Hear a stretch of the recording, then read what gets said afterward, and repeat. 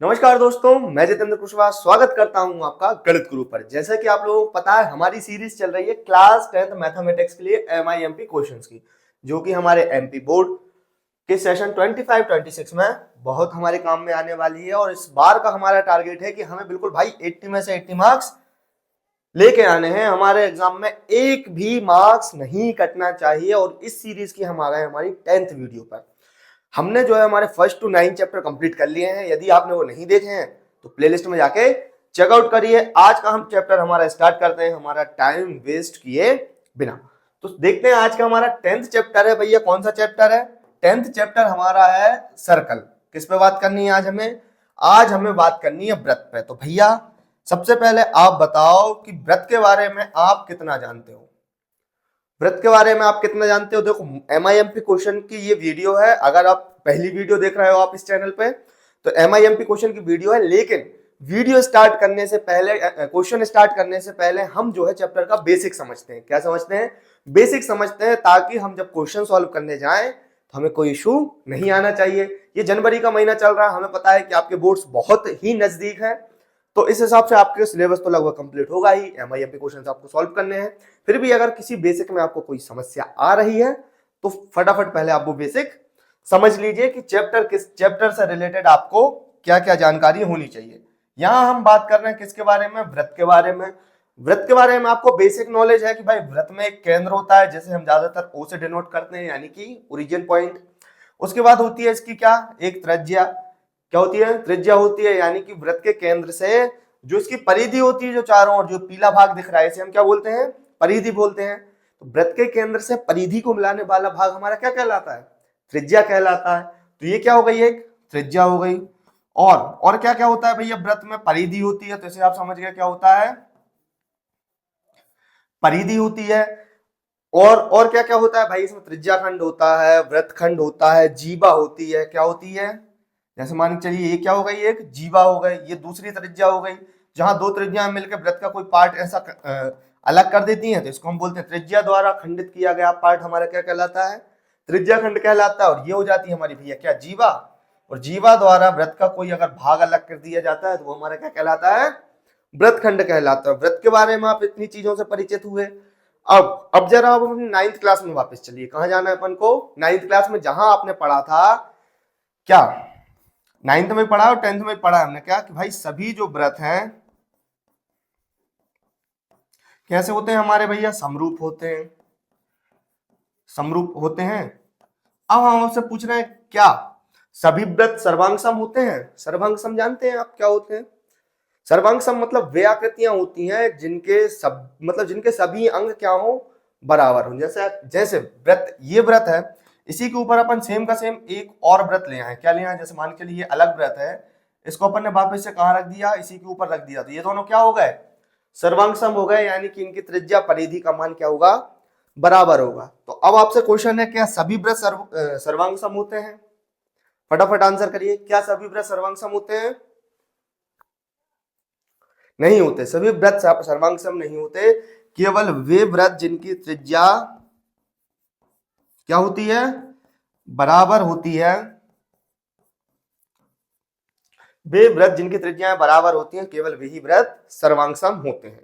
थोड़ा सा आपने व्रत के बारे में समझा। अब जरा चैप्टर में हमें व्रत के बारे में कितना क्या क्या पढ़ना है, जरा आप वो समझिए। इसको अपन करते हैं क्या? साइड। भैया आप क्यों नहीं हुए?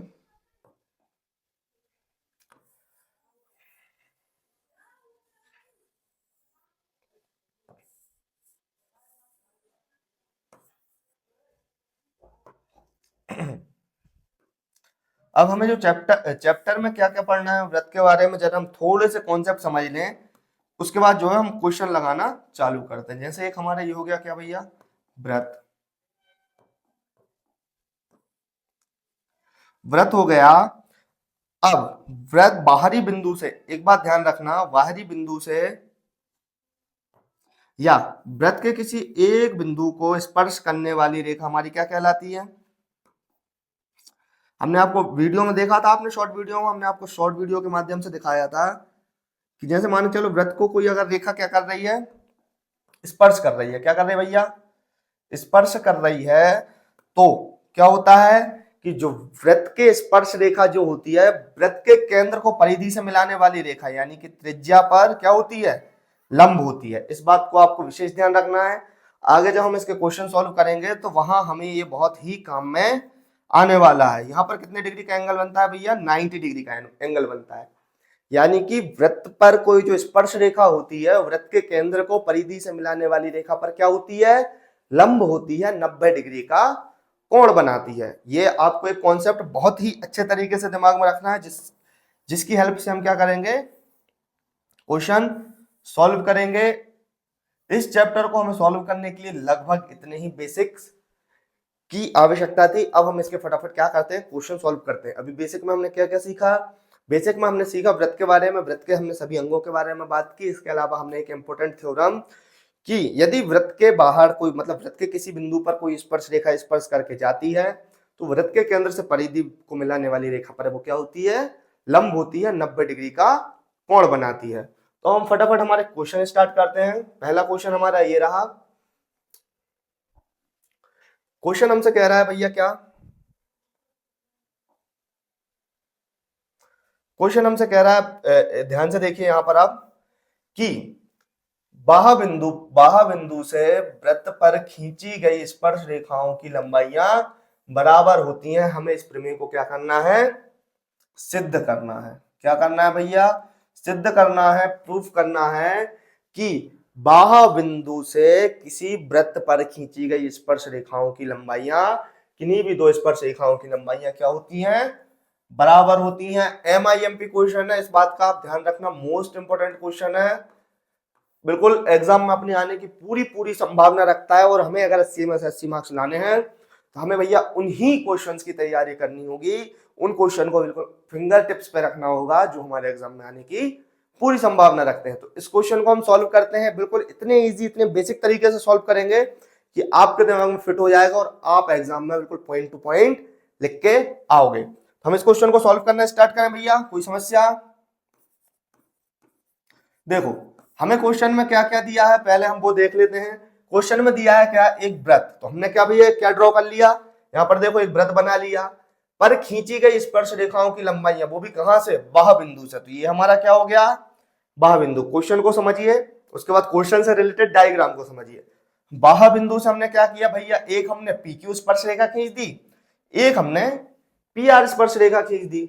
अब हमें बताना है क्या इनकी लंबाइयां बराबर होती हैं। उसके बाद देखिए हमने जो डॉटेड लाइन से बनाया है, ये हमने क्या किया है, इसकी रचना की है। क्वेश्चन को सॉल्व करने के लिए हमें कुछ रचनाएं भी करनी पड़ेंगी अपने हिसाब से, ताकि हम क्वेश्चन को प्रूफ कर पाए। तो हम लिखें, जरा सॉल्व करें, इसको हम सॉल्व करना स्टार्ट करें। सबसे पहले हम लिखते हैं भैया क्या, जो हमें दिया हुआ है,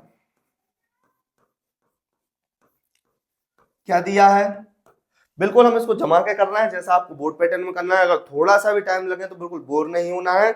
अगर आपको आउट ऑफ मार्क्स चाहिए हमारे वृत्त चैप्टर से, आपको जो है एक भी नंबर नहीं कटवाना है। तो हमें क्या लिखा है, दिया है, क्या दिया है, एक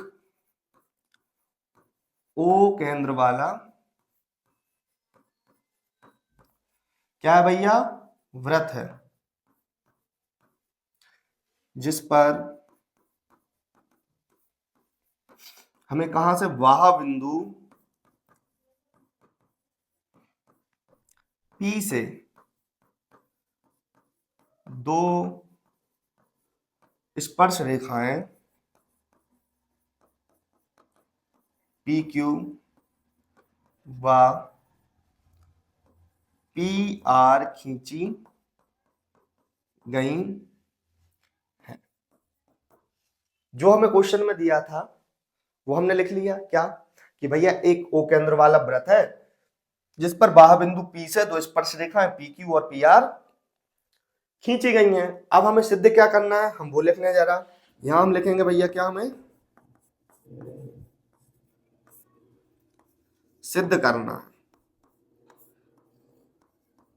क्या सिद्ध करना है कि भैया बाह्य बिंदु P से हमने जो दो स्पर्श रेखाएं खींची हैं उनकी लंबाई बराबर होती है या नहीं होती, ये सिद्ध करना है। यानी कि हमें सिद्ध करना है भैया कि PQ बराबर होंगे PR के। क्या करना है, PQ बराबर होंगे PR के, हमें ये सिद्ध करना है। अब यहां देखिए आप जरा, अब अपन क्वेश्चन को थोड़ा सा ऊपर करें और सॉल्व करना शुरू करें। जाओ भैया ऊपर। यहां देखिए, अब हमारे पास अगर आप डायग्राम को ध्यान से देख रहे हो तो यहां से यहां तक देखिए, कहां से, P Q, P Q O P, वापस से यहां से यहां तक देखिए, ये पी क्यू ओ और पी एक त्रिभुज बन रहा है, और एक त्रिभुज बन रहा है हमारा क्या, पी आर ओ, या फिर हम कह सकते हैं पी ओ आर। आपको दो त्रिभुज दिख रहे हैं। अब आप बताइए कैसे त्रिभुज है। यहां पर देखिए, यहां पर हमारा क्या 90 डिग्री का एंगल बन रहा है, क्या यहां पर एक 90 डिग्री का एंगल बन रहा है, बताइए बन रहा है या नहीं बन रहा। आप बोलेंगे सर कैसे बन रहा है। अरे भैया अभी तो हमने आपको बेसिक थ्योरम बताई थी कि किसी वृत्त के किसी भी स्पर्श रेखा पर वृत्त के केंद्र से मिलाने वाली रेखा क्या होती है, या वृत्त की स्पर्श रेखा वृत्त के केंद्र को मिलाने वाली रेखा पर लंब होती है। और लंब मतलब क्या, 90 डिग्री का कोण। भैया समकोण त्रिभुज कितनी बार पढ़ चुके हो, त्रिकोणमिति के अनुप्रयोग में भी पढ़ा दिया है मैंने आपको। उसमें तो भैया हमने समकोणी त्रिभुज की बात की थी ना, की थी कि नहीं, और उसमें लंब आधार कर्णनी पे बात करते थे। तो यहाँ भी तो वही लंब हो रहा है, लंब होकर कितने डिग्री का कोण बना रहा है, 90 डिग्री का कोण बना रहा है। और 90 डिग्री का कोण बना रहा है मतलब कितने, कौन सा त्रिभुज हो गया हमारा, समकोण त्रिभुज हो गया। तो यहाँ आपने ध्यान से देखा, यहाँ पर 90 डिग्री का एंगल क्यों बन रहा है और यहाँ पर 90 डिग्री का एंगल क्यों बन रहा है, क्योंकि वृत्त पर कोई भी स्पर्श रेखा जो होती है वृत्त के केंद्र से मिलाने वाली रेखा पर लंब होती है। मैं ये बार बार रिपीट इसलिए कर रहा हूं ताकि आपके दिमाग में फिट बैठ जाए, आप इसे भूलो नहीं। तो यहां हम देखेंगे, यहां आगे हम जब सॉल्व करेंगे तो यहां एंगल पी क्यू ओ कितना हो जाएगा, 90 डिग्री। क्यों क्यों हो जाएगा, क्योंकि वृत्त की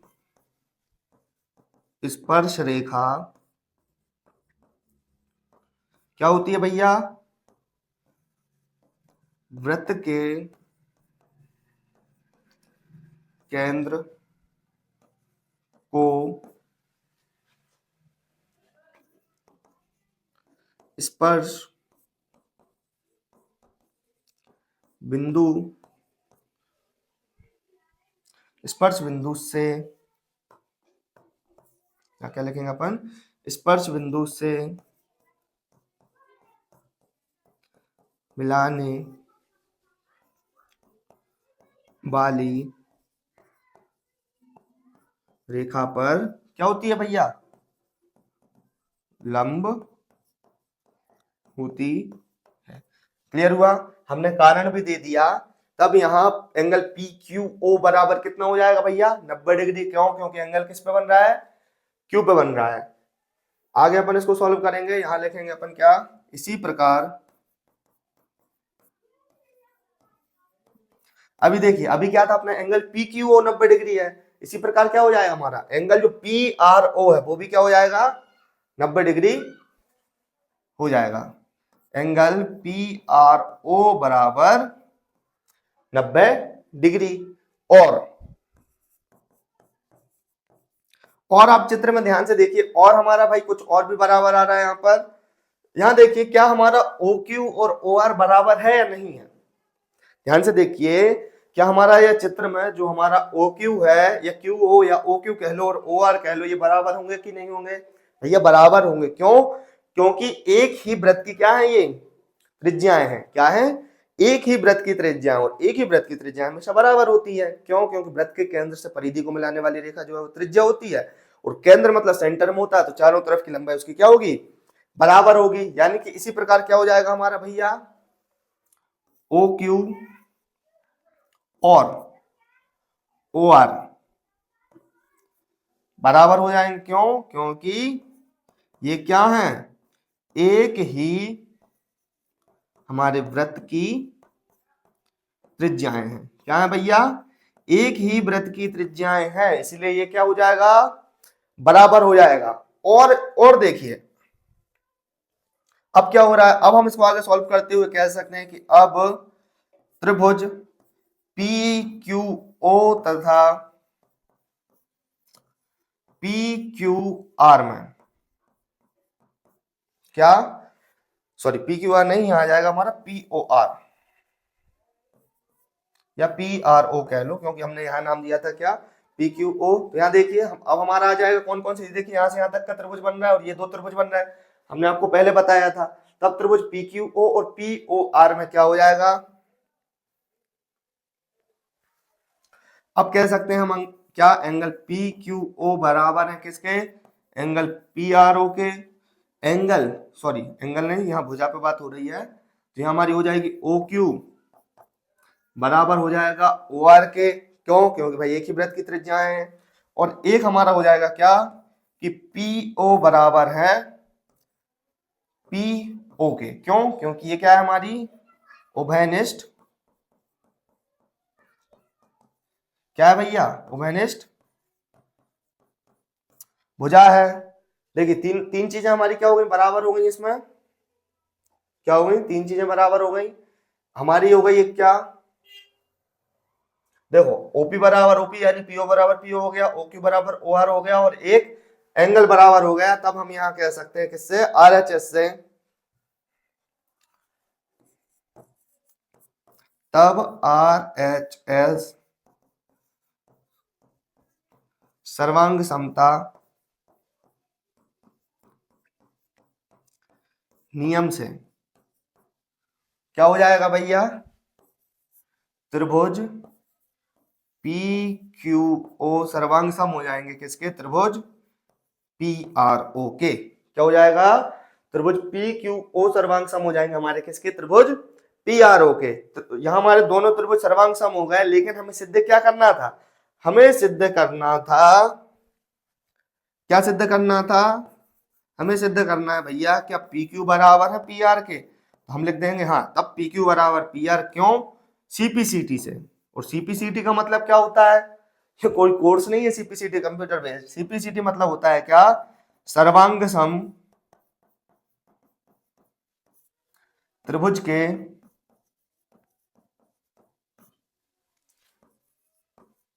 संगत भाग बराबर होते हैं, क्या होते हैं, सीपीसीटी से ये प्रूव हुआ है कि सर्वांग सम त्रिभुजों के संगत भाग बराबर होते हैं। और यहाँ देखिए पी क्यू और पी आर संगत ही है कि नहीं है, देखो हमने इनके कोण बराबर कर दिए, यहाँ देखिए एंगल बराबर, तो ये एंगल बराबर, ये भुजा बराबर, तो ये भुजा बराबर, ये भुजा बराबर, तो ये भुजा बराबर, तो पी आर और पी क्यू भी क्या हो जाएंगे हमारे, बराबर हो जाएंगे। इस तरीके से हमारा क्या हो गया, अतः सिद्ध हुआ, ये हमने क्या कर दिया भैया, सिद्ध कर दिया। और इस तरीके से हमारा क्या आ गया भैया, फाइनल आंसर आ गया। एक बार पूरा मिलान कर लीजिए इसको, क्वेश्चन जो हमें दिया था उस तरीके से आप इसका स्क्रीनशॉट लेना चाहें तो इसका स्क्रीनशॉट भी आप ले सकते हैं। पूरा क्वेश्चन सॉल्व हो गया। इस क्वेश्चन को कोई समझने में दिक्कत परेशानी आई क्या आपको, अगर आई है तो आप कमेंट सेक्शन में हमें बता सकते हैं, आपका डाउट रिजॉल्व जरूर किया जाएगा। लेकिन हमें जहां तक हमें उम्मीद है आपसे कि हमने आपको क्वेश्चन को इतने अच्छे तरीके से कराया है, इतने बेसिक तरीके से कराया है, बिल्कुल समझा समझा के कि आपको इस क्वेश्चन में कोई समस्या नहीं आनी चाहिए। क्लियर हुआ, एक क्वेश्चन कंप्लीट। सेकंड क्वेश्चन देखें, सेकंड क्वेश्चन हमसे क्या कह रहा है, सेकंड क्वेश्चन हमसे कह रहा है कि केंद्र O वाले वृत्त पर बाह्य बिंदु T से दो स्पर्श रेखाएं TP और TQ खींची गई हैं, सिद्ध कीजिए कि PTQ बराबर 2OPQ। क्या करना है, हमें सिद्ध करना है कि क्या क्या क्या है कि PTQ बराबर है हमारे 2OPQ के। तो हम जैसा हमसे क्वेश्चन में दिया उस हिसाब से हम हमारा डायग्राम ड्रॉ कर लें। वृत्त की कौन सी बात चल रही है यहां पर,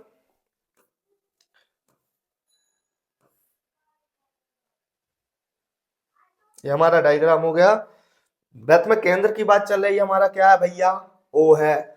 बाह्य बिंदु क्या है हमारा, T है। और T से कितनी रेखाएं खींची गई हैं, T से रेखाएं खींची गई हैं हमारी दो, PT या TP और TQ। जैसा जैसा क्वेश्चन हमसे कह रहा है उस हिसाब से हमने क्या डायग्राम ड्रॉ कर लिया है। अब हमें सिद्ध करना है कि एंगल जो हमारा PTQ है, यानी कि यहाँ पर जो हमारा बनने वाला कोण है वो किसके बराबर हो जाएगा, एंगल 2OP क्यू के, यानी कि यहां पर जो हमारा कोण बन रहा है उसके क्या हो जाएगा, बराबर हो जाएगा। अपन इस डायग्राम को थोड़ा सा और एलिब्रेट करके बनाएं, दोबारा बना लेते हैं, एक बार ध्यान से देखिएगा।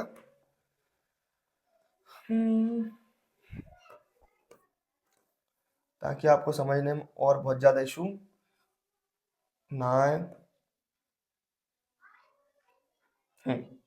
ये हमारा डायग्राम बन गया है, तो यहां से अपन इसको बनाना स्टार्ट करते हैं।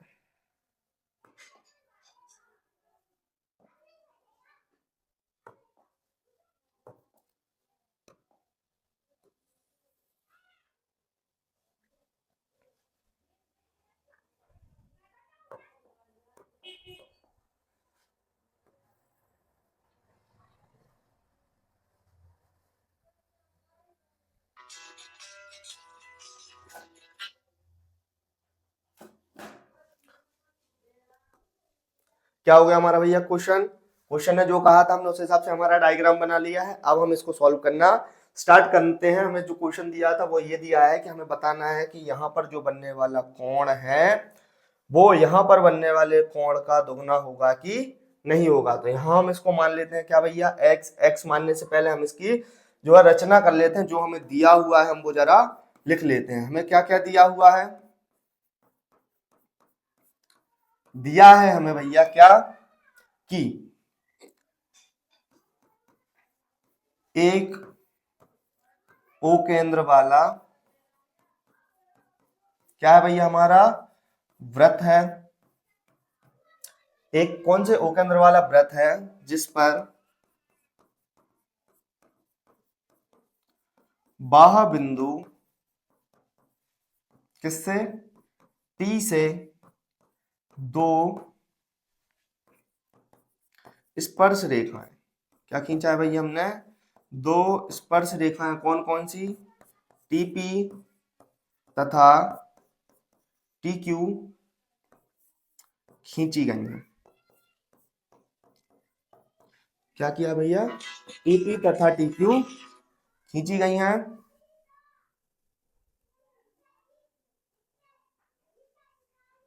कॉल बार बार परेशान कर रहा है, अपन इसे साइलेंट करते हैं। TP तथा TQ खींची गई हैं। तब हमें सिद्ध क्या करना है, यहां हम लिख देते हैं आगे, तब सिद्ध करना है, क्या सिद्ध करना है कि एंगल PTQ बराबर होगा हमारा एंगल 2OPQ के।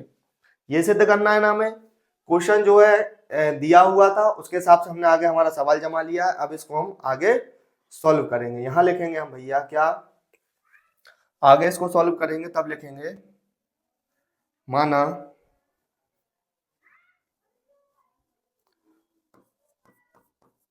क्या मानेंगे कि एंगल PTQ बराबर x तथा एंगल OPQ बराबर भैया हम मान लेते हैं क्या, y मान लेते हैं। क्या माना हमने, y माना, यानी कि हमारा यहाँ क्या हो गया, ये हो गया हमारा x और यहाँ हमारा ये क्या हो गया, इसे हम यहाँ लिख देते हैं y।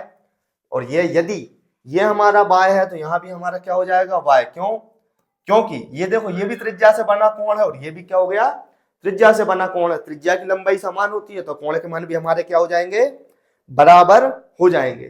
तब इसको आगे सॉल्व करने के लिए हम क्या करेंगे भैया, तब इसको आगे सॉल्व करने के लिए लिखेंगे हम, तब त्रिभुज OPQ में, कौन से त्रिभुज में हम सॉल्व कर रहे हैं, देखिए यहां से हम ओ नहीं है यहाँ पर, OP नहीं OPQ सही है। OPQ में यहां से यहां और यहां और यहां, ये देखिए इतना ट्राइंगल ले रहे हैं हम। ये क्या हो गया, हमारा एक त्रिभुज बन गया। अब इस त्रिभुज को हम सॉल्व कर रहे हैं, कैसे कर रहे हैं,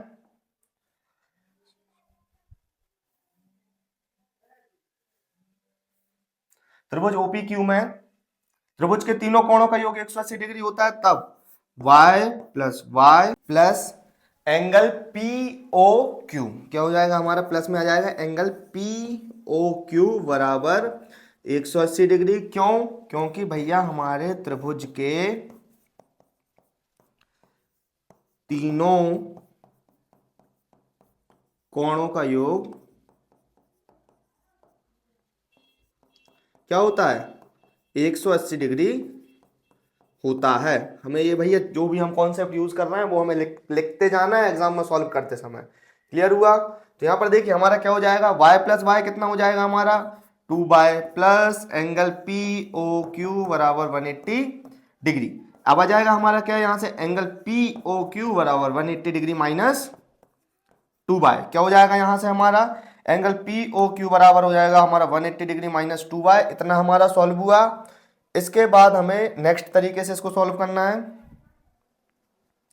इसको हम यहीं तक रोक के रखेंगे, इसके बाद हम सॉल्व करेंगे किसको। अभी हमने देखिए ट्रायंगल को सॉल्व किया, त्रिभुज के तीनों कोणों का योग 180 डिग्री होता है।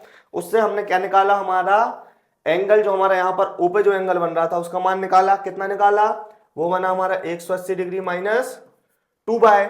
अब देखिए अब हम लेते हैं यहाँ से चतुर्भुज को। कौन कौन सा चतुर्भुज लेंगे, चतुर्भुज लेंगे हम यहाँ से। देखिए ये यहाँ से यहाँ एक भुजा, दो भुजा, तीन भुजा और चार भुजा। चारों भुजाएं आपको स्पष्ट हुई। कितनी हुई भुजाएं आपको, यहाँ से चारों भुजाएं स्पष्ट हो गई होंगी। यहाँ लिखेंगे तब चतुर्भुज। और चतुर्भुज हमारा कौन कौन सा बन रहा है, आपने चित्र में देखा कि भैया टी और पी और ओ और क्यू। इसमें क्या भैया हमें भी पता है, देखो जैसे त्रिभुज के तीनों कोणों का योग कितना होता है 180 डिग्री, वैसे ही चतुर्भुज के चारों कोणों का योग कितना होता है 360 डिग्री। कितना होता है 360 डिग्री। यहां पर हमारे कौन कौन से एंगल बन रहा है, देखो एक हमारा बन रहा है एंगल क्या, एक हमारा एंगल बन रहा है क्यू टी पी, प्लस एक बन रहा है हमारा टी और पी और ओ। एक एंगल बन रहा है हमारा क्या भैया, एंगल पी ओ और क्यू। और एक एंगल हमारा कौन सा बनेगा, एंगल बनेगा हमारा ओ क्यू और टी। इन सब का सम कितना हो जाएगा 360 डिग्री। अब इन सब के हमें क्या चाहिए, फटाफट वैल्यू चाहिए। तो यहां से देखो भैया हमारा क्या क्यू टी पी का मान कितना आ गया हमारा x, टीपीओ का मान कितना आ गया हमारा। अब देखिए टीपीओ, अब ये एंगल इतना नहीं बचा है कि इसका मान बाय बचे। इसका मान यहां से देखिए कि ये जो एक रेखा है यहां पर आपको दिख रही है, जो त्रिज्या थी वो क्या कर रही है, वो जो है परिधि पर जो स्पर्श रेखा है उस पर क्या बना रही है, यहाँ पर जो स्पर्श रेखा है वो त्रिज्या पर लंब बना रही है। तो इसका मान कितना हो जाएगा, इसका मान हो जाएगा भाई हमारा क्या 90 डिग्री। और जिस प्रकार टीपीओ का मान 90 डिग्री हुआ उसी प्रकार ओक्यूटी का मान भी कितना हो जाएगा यहाँ से 90 डिग्री। और पीओक्यू, एंगल पीओक्यू का मान हमने कितना निकाला है, एंगल पीओक्यू का मान निकाला है हमने 180 डिग्री माइनस 2y। और इन सब का योग कितना हो रहा है 360 डिग्री। इन सब का मान क्या हो रहा है 360 डिग्री। अब इन सबको हम आगे सॉल्व कर दें तो x माइनस 2y, 90 और 90 180 और 180 और 180 360 बराबर 360। 360 से 360 कैंसिल या पक्षांतर होकर घटेंगे तो उस साइड क्या बचेगा 0। और x बराबर यहां पर हमारा क्या हो जाएगा 2y। और x हमने किसे माना था, ध्यान से देखिए x माना है हमने यहां पर QTP को, यानी कि एंगल QTP बराबर हो जाएगा हमारे किसके, एंगल y हमने किसको माना था, y हमने माना था एंगल भैया हमारे OPQ को। किसको माना था, OPQ को। तो एंगल हो जाएगा हमारा OPQ, यही सिद्ध करना था। या ऐसा हो सकता है कि एंगल PTQ बराबर हमारा हो जाएगा एंगल OPQ के। यही हमें क्या करना था भैया, सिद्ध करना था। ये हमारा सॉल्व हो चुका है। इसमें आपको कोई समस्या आई, यहां आखिरी में लिख दो इति सिद्धम। क्या लिख दोगे, इति सिद्धम, यानी कि इस प्रकार हमारा जो सवाल है वो सॉल्व हो गया है, सिद्ध हो गया है। यही हमें इस क्वेश्चन में प्रूफ करना था। कोई दिक्कत आई, कोई परेशानी आई, कोई समस्या आई, इस प्रकार जो है हमारा सेकंड क्वेश्चन सॉल्व हो गया। फटाफट हम हमारा थर्ड क्वेश्चन देख लेते हैं। थर्ड क्वेश्चन हमसे क्या कह रहा है, सिद्ध कीजिए कि किसी वृत्त के व्यास के सिरों पर खींची गई स्पर्श रेखाएं समांतर होती हैं। वेरी इजी क्वेश्चन, बहुत ही सरल सवाल है। इसको हम फटाक से सॉल्व करेंगे बिना कोई इशू के, बिना कोई समस्या के, और इतने बेहतरीन तरीके से सॉल्व करेंगे कि आपके दिमाग में एक बार में फिट होगा। यहाँ पर देखिए कोई वृत्त है तो वृत्त का केंद्र हमेशा O होता है। क्या होता है? O होता है। इसमें हमें दो क्या खींचनी है भैया? स्पर्श रेखाएं खींचनी है। तो ये हमारी स्पर्श रेखा हो गई। हम इसे मान लेते हैं क्या? इसे मान लेते हैं हम AB, इसे मान लेते हैं हम क्या? CD। ये भैया रेखाएं आगे स्पर्श रेखाएं कंटिन्यू बढ़ रही हैं। यहां पर एक पॉइंट हो जाएगा E, एक हो जाएगा हमारा क्या? इसे मान लेते हैं F। ये हमने इसको ड्रॉ कर दिया। सॉल्व करें फटाफट जो हमें दिया है। देखो आप शुरू में जब एक दो सवाल कर लेते हो तो आपके पास तरीका आ जाता है। क्या आ जाता है? तरीका आ जाता है कि कैसे आपको वो सवाल आगे जमाना है, आगे एक सवाल आपको कैसे सॉल्व करना है। जब हम आगे एक सवाल स्पीड में सॉल्व करें तो आपको जमाने का तरीका तब तक आ चुका होता है कि आपको बोर्ड एग्जाम में कैसे जमाने हैं। तो इसको हम सॉल्व करें। क्या करें? यहाँ पर जो हमें दिया है सबसे पहले हम वो लिख लें। यहां लिखेंगे क्या दिया है? क्या दिया है कि O केंद्र वाला भैया एक हमारे पास क्या है? वृत्त है जिसकी दो स्पर्श रेखाएं क्या है? जिसकी दो स्पर्श रेखाएं हमारी AB व CD हैं, जो वृत्त को क्रमशः, देखो AB कहाँ? E पर स्पर्श कर रही है तो क्रमशः E, तथा CD किस पे कर रही है? CD कर रही है हमारी F। E तथा F पर स्पर्श करती हैं। क्या करती हैं? E तथा F पर स्पर्श करती हैं। ये जो हमें क्वेश्चन में दिया था हमने वो लिख लिया। अब हमें जो सिद्ध करना है हम वो लिखते हैं। अब हमें क्या करना है? कुछ सिद्ध भी तो करना है। तो यहाँ लिखेंगे सिद्ध करना है। क्या सिद्ध करना है? सिद्ध हमें करना है कि भैया जो AB वो क्या समांतर है CD के, तब अब हमें सिद्ध करना है। तो अब हमें इस सवाल को क्या करना होगा? सॉल्व करना होगा। तब हम क्या लिखेंगे यहां पर? तब हम लिखेंगे कि हमारा जो एंगल BFO है वो क्या है? 90 डिग्री है। कैसे है? जो हमारा एंगल BE क्या हो जाएगा यहां पर? ये हो जाएगा हमारा BEO। क्या हो जाएगा? Angle BEO। यहां हमें बताना है कि 90 डिग्री है। वो कैसे है पता है क्या आपको? चैप्टर के स्टार्टिंग में ही मैंने बताया था। क्या बताया था?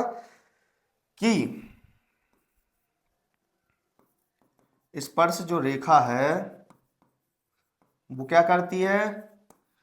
केंद्र से मिलाने वाली रेखा पर क्या होती है? लंब होती है। क्लियर हुआ? जो स्पर्श रेखा है वो केंद्र से मिलाने वाली रेखा पर क्या होती है?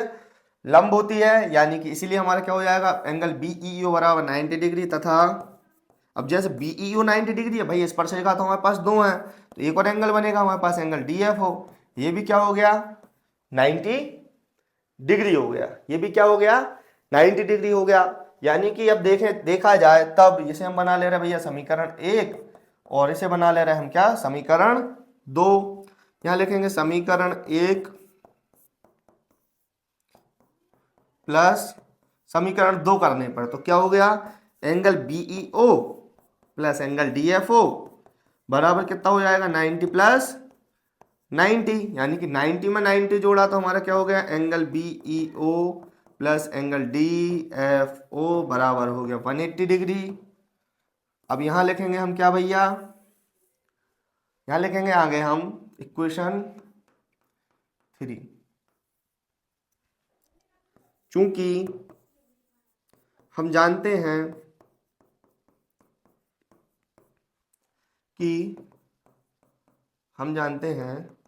कि समांतर रेखाओं के जो सह आंतरिक कोण है, कौन से सह आंतरिक कोण होते हैं? सह आंतरिक कोणों का योग 180 डिग्री होता है। कितना होता है भैया? 180 डिग्री होता है तब यहां लिखेंगे समीकरण 3 से स्पष्ट होता है कि ए बी व सी डी समांतर रेखाएं हैं। ये हमारा क्या हो गया, प्रूफ हो गया, आंसर आ गया। थर्ड क्वेश्चन को समझने में भैया कोई इशू आया, कोई दिक्कत आई, परेशानी आई? अगर आई हो तो बताओ कमेंट सेक्शन में, इसकी जो प्रॉब्लम है वो हमारे साथ शेयर करो। बाकी हमें लग रहा है कि हमने आपको ये क्वेश्चन भी इतने बेसिक तरीके से सॉल्व कराया है जिसमें आपको कोई इशू नहीं आया होगा। नोट कर लिया आपने? नोट नहीं किया है तो एक बार वापस वीडियो को रिवाइंड करें और इसे नोट करें। नेक्स्ट क्वेश्चन देखें हमारा। नेक्स्ट क्वेश्चन क्या कह रहा है हमसे कि यह सिद्ध कीजिए कि किसी वृत्त के परिगत समांतर चतुर्भुज समचतुर्भुज होता है। सॉल्व करना है इसको भैया। बताओ कि किसी वृत्त के जो परिगत है, जैसे कि हमारा वृत्त हो गया, इसके चारों तरफ एक समांतर चतुर्भुज है, इसे हमें बताना है कि समचतुर्भुज है या नहीं है। ठीक है, तो इसको सॉल्व करना है। तो अब हम यहाँ जो हमें सॉल्व में दिया है जरा हम वो लिख लें। सॉल्व करने जा रहे हैं, यहाँ लिखेंगे हम क्या दिया है।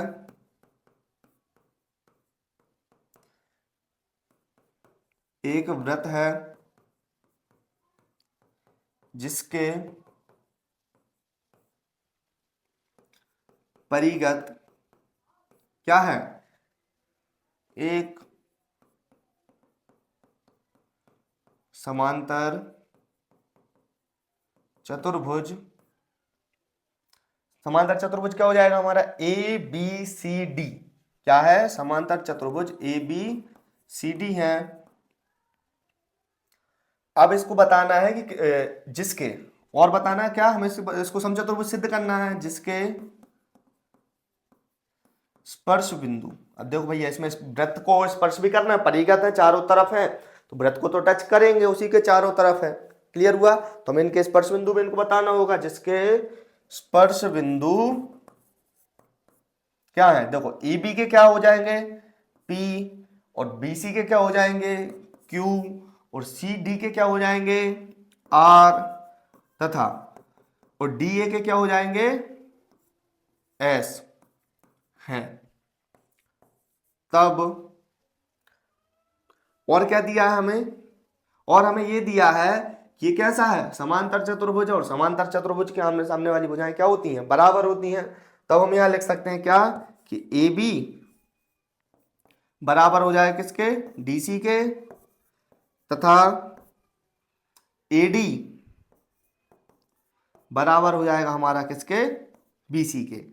ये दोनों इक्वेशंस बिल्कुल हमारी जो क्वेश्चंस थी उससे स्पष्ट हो गई। यहाँ लिखेंगे इक्वेशन 1, इक्वेशन 2, और इसको सॉल्व करें। यहाँ लिखेंगे तथा, अब देखो यहां हो जाएगा हमारा क्या, ए बी हमारा जो है, सॉरी यहां हमारा जो ए पी है वो बराबर होगा हमारे किसके, ए एस के। जो यहां से यहां तक हमारा ए पी है वो बराबर होगा ए एस के। क्यों? क्योंकि एक बाह बिंदु से खींची गई क्या है, ये हमारी स्पर्श रेखाएं हैं।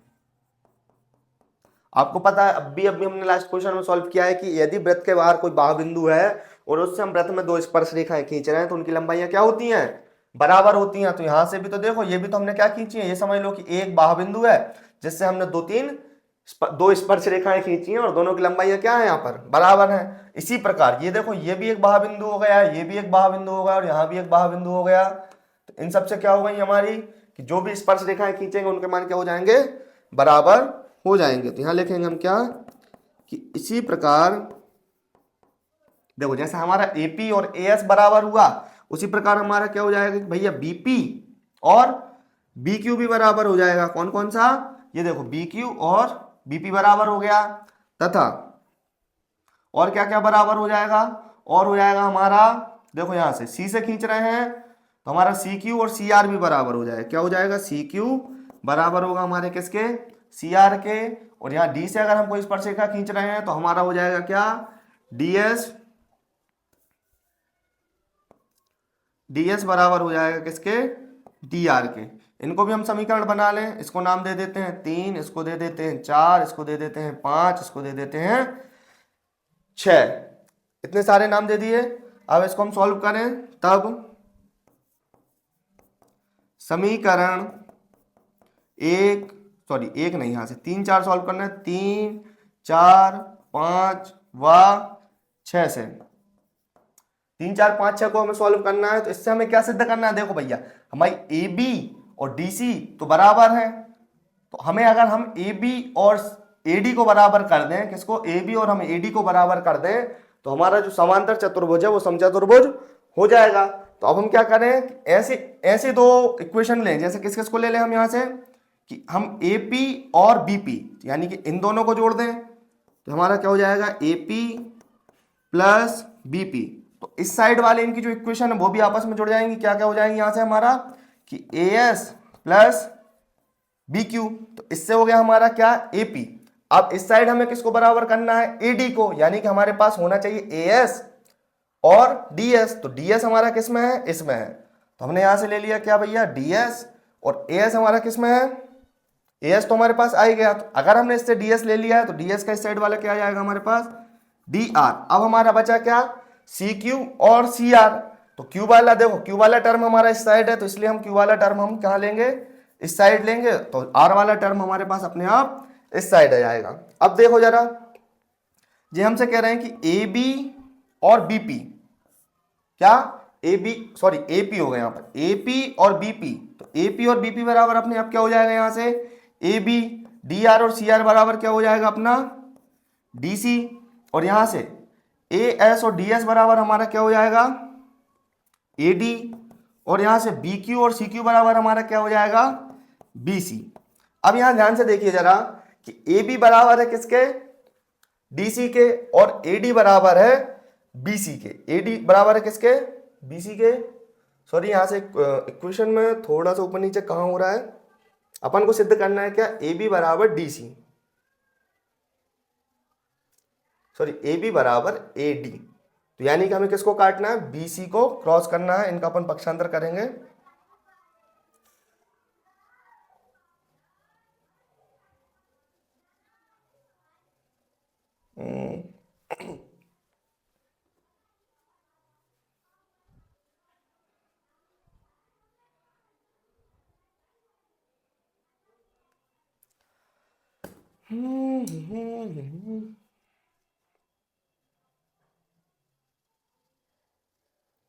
ए बी और डी सी हमने साथ में ले ली।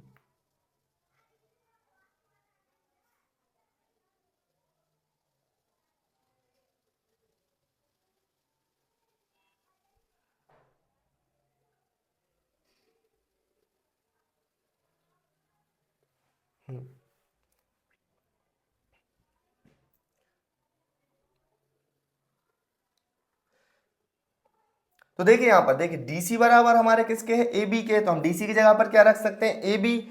और जो हमारा बीसी है वो किसके बराबर है? एडी के। तो हम एडी की जगह बीसी या बीसी की जगह हम एडी रख सकते हैं। तो देखिए हमें यहां से सिद्ध करना है क्या कि हमारा जो ए बी बराबर है वो किसके? एडी के। तो हम दोनों टर्म को क्या बना लें? ए बी बना लें। तो ये हो जाएगा हमारा A B plus A B. और ये हो जाएगा हमारा क्या?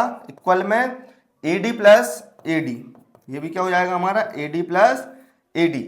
यहां इसको हम आगे सॉल्व करेंगे। ए बी और ए बी कितना हो गया? 2ab। यहीं AD और AD कितना हो गया? 2AD। इससे ये कैंसिल, AB बराबर AD सिद्ध हुआ। इसी प्रकार हम कह सकते हैं क्या? देखो हमने AB और AD को बराबर सिद्ध कर दिया। इसी प्रकार से हमारा जो BC है और DC वो भी बराबर हो जाएगा। इसी प्रकार हमारा BC बराबर हो जाएगा किसके? DC के। ये दोनों बराबर हो गए, अतः हमारा सिद्ध हुआ। अतः यह क्या है? अतः यह एक समचतुर्भुज है। क्लियर? सवाल सॉल्व हुआ पूरा? कोई इशू आया, कोई समस्या आई? बिल्कुल नहीं। इस प्रकार हमने देखिए हमारा जो नेक्स्ट मोस्ट इंपोर्टेंट क्वेश्चन था हमने उसे सॉल्व कर लिया। क्लियर? तो इस सवाल में आपको कोई इशू आया है तो कमेंट सेक्शन में आप हमें कमेंट कर सकते हैं। बाकी हमारा सॉल्व जो सवाल है MIMP क्वेश्चन है, इसको हमने बहुत ही इजी तरीके से सिंपल वे में सॉल्व कर लिया है। नेक्स्ट क्वेश्चन देखते हैं जो कि हमारा लास्ट क्वेश्चन है, इसको हम सॉल्व कर लें। क्वेश्चन नंबर क्या है? 12 है। 12 हमसे कह रहा है क्या कि 4 सेंटीमीटर त्रिज्या वाले एक वृत्त के परिगत एक त्रिभुज ABC इस प्रकार खींचा गया है कि रेखाखंड BD और DC जिनमें स्पर्श बिंदु D द्वारा BC विभाजित है कि लंबाइयां क्रमशः 8 सेंटीमीटर और 6 सेंटीमीटर है। इसको हमें आकृति को देखते हुए AC और AB ज्ञात करना है। हमें क्या है, इस प्रकार हमने देखो एक डायग्राम बना लिया। एक वृत्त है जिसकी त्रिज्या क्या है? 4 सेंटीमीटर है। इस पर एक बाह में हमें क्या एक त्रिभुज ABC इस प्रकार खींचा है कि ये D बिंदु से BD और DC दो रेखाखंड बन रहे हैं जिनकी लंबाइयां क्या क्या हो रही हैं? एक की हो रही है 6 सेंटीमीटर और एक की हो रही है 8 सेंटीमीटर। अब हमें क्या भुजाएं AB और AC ज्ञात करना है। जो जो हमें दिया है सबसे पहले हम वो लिखते हैं। इस सवाल को जितना हम डिस्क्रिप्टिव बनाएंगे उतने ही इजी तरीके से हमसे सॉल्व होगा। सॉल्व करें। जो हमें दिया है, क्या दिया है कि एक वृत्त है जिसका जो केंद्र है वो क्या है? O है तथा त्रिज्या 4 सेंटीमीटर है। इतना हुआ। इसके बाहर एक त्रिभुज ABC है। क्या है? एक त्रिभुज ABC है जो वृत्त को 3 बिंदुओं पर स्पर्श करता है, जिसमें एक बिंदु D है जो रेखाखंड, किसको रेखाखंड? रेखाखंड हमारा यहां पर है BC को दो भागों में विभाजित करता है। क्या करता है? दो भागों में विभाजित करता है जिनमें BD की लंबाई कितनी है भैया? 6 सेंटीमीटर है और तथा DC की लंबाई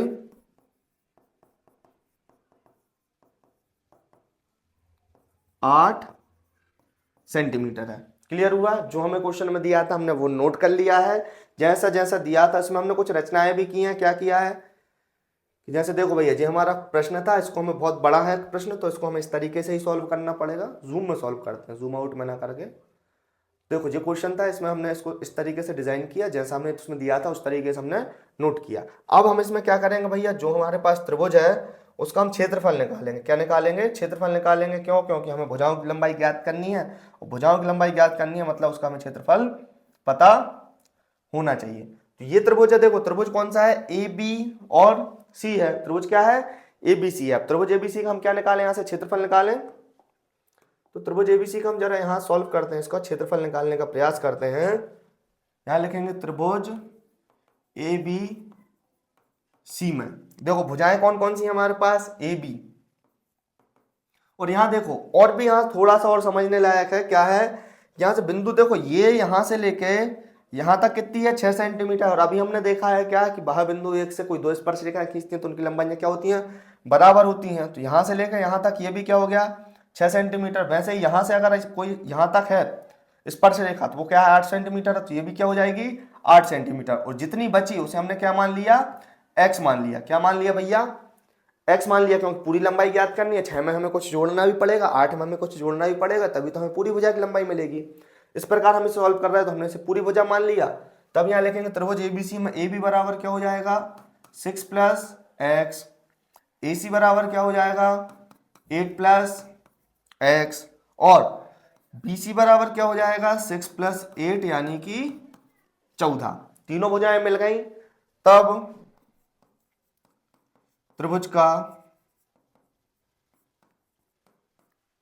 अर्ध परिमाप, क्या निकालें, अर्ध परिमाप। अर्ध परिमाप क्यों निकाल रहा है, क्योंकि हमें त्रिभुज का क्षेत्रफल निकालना है, और त्रिभुज का क्षेत्रफल हम किससे निकालेंगे, हेरोन के सूत्र से। तो अर्ध परिमाप निकालें, क्या आ जाएगा, 6 + x + 8 + x + 14।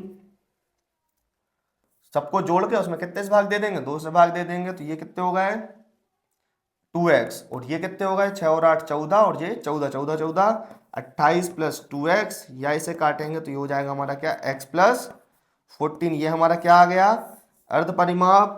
तब त्रिभुज ABC में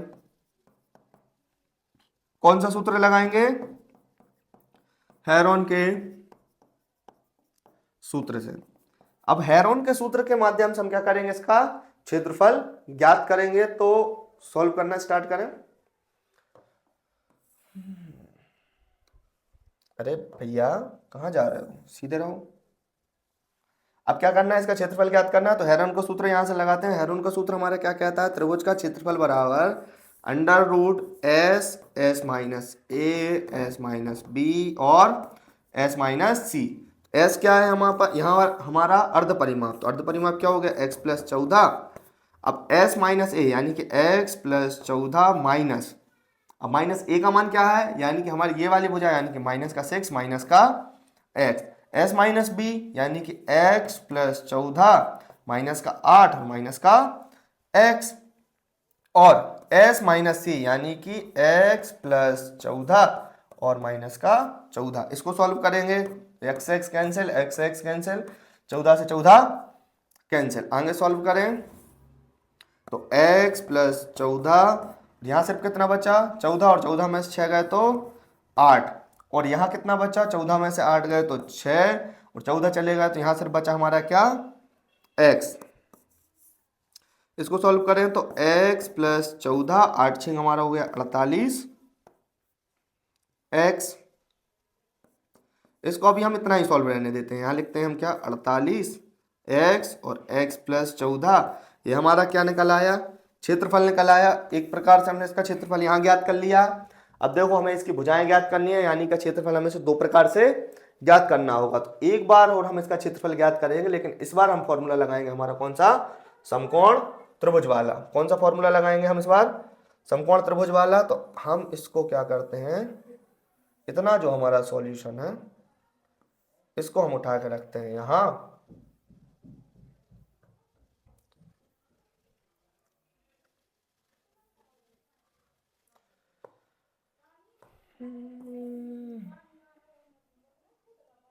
ये देखो। अब हम दोबारा इसका त्रिभुज का क्षेत्रफल निकालते हैं। कैसे, त्रिभुज का क्षेत्रफल बराबर, देखो अभी हमने ये पूरा त्रिभुज लिया था, अब हम लेंगे किसका, इस त्रिभुज के 3 भाग बनाएंगे। एक यहाँ से यहाँ तक, दूसरा रहेगा यहाँ से यहाँ तक, और तीसरा रहेगा यहाँ से यहाँ तक। देखो आपको 3 त्रिभुज बन गए, यानी कि इन तीनों त्रिभुजों का कंबाइन जो क्षेत्रफल रहेगा वो हमारे त्रिभुज के क्षेत्रफल के बराबर होना चाहिए। तो यहाँ इसको हम सॉल्व करें आगे, तब त्रिभुज का क्षेत्रफल बराबर हो जाएगा हमारा क्या, 1/2 किस किस का, area of BAO, area of BAO plus 1/2 area of BOC, और एक और हो जाएगा हमारा क्या, 1/2 एरिया ऑफ AOC। क्या हो जाएगा हमारा, AOC। और इनका क्षेत्रफल कैसे निकालेंगे, 1/2 आधार गुणित ऊंचाई। तो इसका आधार क्या हो जाएगा हमारा भैया, पूरा BC। क्या हो जाएगा, BC, और ऊंचाई क्या हो जाएगी हमारी, OD। क्या हो जाएगी भैया, OD प्लस 1/2, इसका आधार क्या हो जाएगा हमारा, इसका आधार होगा हमारा कौन सा, BOC है, तो BOC, सॉरी इसमें होगा हमारा AO में हमारा होगा क्या, आधार होगा हमारा क्या, BA, और ऊंचाई होगी हमारी क्या, O और E। इसमें हो जाएगा हमारा आधार हो जाएगा BC, और ऊंचाई हो जाएगी OD।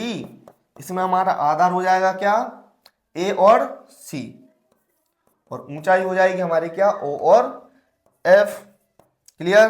आगे इनको सॉल्व करें तो 1/2 बी ए का मान कितना है भैया हमारा 6 + x, और ओ ई का मान कितना है 4 रहेगा, क्यों, क्योंकि वृत्त की त्रिज्या। फिर हम 1/2 बी सी का मान हमारा कितना है 14, और ओ डी का मान हो जाएगा हमारा 4, 1/2 ए सी का मान हो जाएगा हमारा 8 + x, और ओ एफ का मान हो जाएगा हमारा 4। इनको काटेंगे तो 2 दूनी 4, इसको काटेंगे 2 दूनी 4, इसको काटेंगे 2 दूनी 4, सॉल्व करेंगे तो 6 + x × 2, ये हो जाएगा हमारा डायरेक्ट 14 दूनी 28, प्लस इसको हम सॉल्व करेंगे तो ये हो जाएगा क्या हमारा 8 + x × 2। आगे सॉल्व करें इसको, 2 का गुणा करेंगे तो कितना हो जाएगा 6 दूनी 12 + 2x + 28 प्लस 8 दूनी 16 प्लस 2x। सॉल्व करें इनको, 2 और 2 कितने हो जाएंगे हमारे 4x, प्लस इनको जोड़ देंगे कितना हो जाएगा 12 और 28 40, 10 50 56।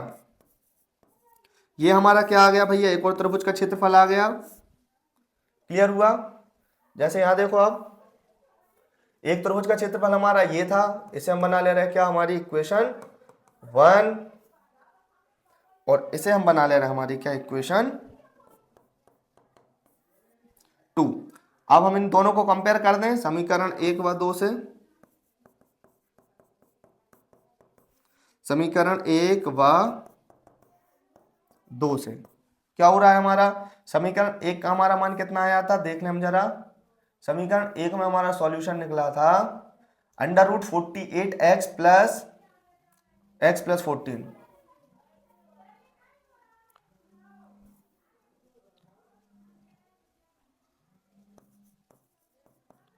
x + 14 बराबर हो जाएगा 4x + 56। यहां से स्क्वायर रूट हटाएंगे तो उस साइड क्या आ जाएगा, स्क्वायर आ जाएगा, तो 48x + 14 बराबर ये हो जाएगा हमारा क्या 4x + 56 इसका स्क्वायर। अब हमें देखो यहाँ x + 14 है, अगर इस साइड भी x + 14 हो जाए तो ये कट जाएगा, तो यहाँ से हम कॉमन ले लें क्या 48x + 14। इसको या फिर हम 2 बार लिख लें, क्या लिख लें 4x + 56, और यहाँ भी आ जाएगा 4x + 50। हट जाओ भाई,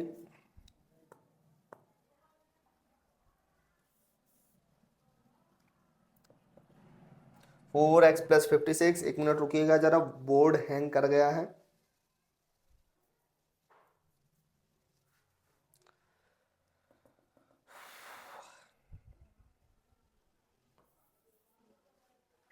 वेट अ मिनट, सॉल्व करते हैं अपन इसे। हाँ, तो ये हो जाएगा हमारा क्या 4x + 56। आगे ले चलें इसे। अब देखिए 48x + 14, इसमें से देखिए अपन क्या कॉमन ले लें, 4 कॉमन ले लें तो ये हो जाएगा हमारा क्या x प्लस, देखो अपन ने 4 कॉमन लिया तो ये हो गया हमारा क्या x प्लस, यहाँ से आ जाएगा कितना 14, और यहाँ से भी अपन क्या कॉमन ले लें, यहाँ से भी अपन ने 4 कॉमन ले लिया तो हो जाएगा क्या x + 14। यहाँ हो गया हमारा क्या 48x + 14, और यहाँ हो गया हमारा क्या 4 का 4 में मल्टीप्लाई करेंगे तो हो जाएगा हमारा हमारे यहाँ पर 16, उधर जाएगा x + 14 और x + 14। अब देखो एक बार x + 14 से एक बार x + 14 कैंसिल, और यहाँ से 16 से काटेंगे तो 16 तिया 48। क्या हो गया 16 तिया 48, यानी कि हो जाएगा हमारा 3x बराबर x + 14। पक्षांतर करेंगे तो 3x - x बराबर 14। 3x में से x गए तो कितने बचे 2x बराबर 14, और 2 से इसको काटेंगे तो हमारी फाइनली x की वैल्यू कितनी आ गई भैया 7 सेंटीमीटर आ गई है, जो निकालने के लिए हमें इतनी मेहनत इतनी मशक्कत करनी पड़ी। क्लियर हुआ। तो इस तरीके से क्या हो गया हमारा पूरा जो क्वेश्चन है सॉल्व हो गया है, अभी कहां तक x की वैल्यू तक। और हम वापस डायग्राम पर ना जाके हम यही बता दे रहे हैं हम आपको कि आगे जो है क्या होना है, आगे हमें ए बी और ए सी के मान निकालने हैं। किसके, ए बी और ए सी के। हमने ए बी को क्या माना था, हमने ए बी को माना था 6 + x, और AC को माना था 8 प्लस एक्स, दोनों में हम x की वैल्यू रखेंगे तो 6 प्लस 7 और 8 प्लस 7, 7 से कितने हो जाएगा हमारे 13 सेंटीमीटर, और 8 और 7 हमारा कितना हो जाएगा 15 सेंटीमीटर। ये हमारे दोनों भुजाओं के मान आ गए, आंसर आ गए। तो इस तरीके से जो है हमारा पूरा क्वेश्चन सॉल्व हो गया है। सबसे बड़ा था, आपको अगर एक बार में नहीं आया तो आप रिवाइंड करके वीडियो जरूर देखिएगा। और हमारे क्लास 10th के MIMP क्वेश्चन है, जो हमारे MIMP क्वेश्चन थे वो हमने यहाँ पर सॉल्व कर लिए हैं। तो आज की वीडियो के लिए बस इतना ही। अगर आपने हमारी प्रीवियस वीडियो नहीं देखी है तो प्लेलिस्ट में जाके जरूर चेकआउट करें। और हमारे गणित गुरु का जो फ्री एजुकेशन कैंपेन है, जिसमें हम लोगों को free education class 10th class 12th या MP बोर्ड से रिलेटेड जो भी हमारे सिलेबस होता है सबको कंप्लीट करा रहे हैं। तो हमारा जो गणित गुरु का फ्री एजुकेशन कैंपेन है अपने दोस्तों के साथ जरूर शेयर करें। Thank you.